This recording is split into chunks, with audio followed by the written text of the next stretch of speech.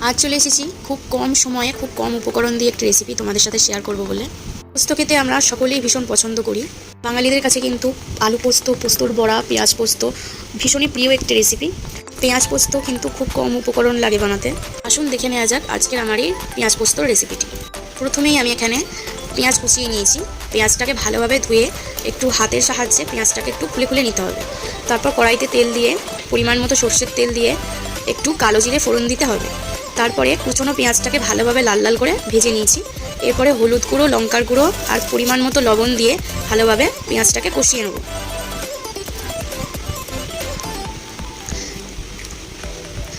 মশলার কাঁচা গন্ধটা চলে গেলে আমি এখানে পোস্ত বাটাটা দিয়ে দেবো। আর পোস্তর সাথে আমি দুটো কাঁচা লঙ্কাও বেটে নিয়েছিলাম। এরপরে পোস্তটা দিয়ে পেঁয়াজটাকে ভাজা ভাজা করে রান্না করে নিতে হবে। এই রান্নাটি গরম ভাতের সাথে জাস্ট ফাটাফাটি লাগবে, তো তোমরাও ট্রাই করো আর আমাকে কমেন্ট করে জানাতে ভুলবে না।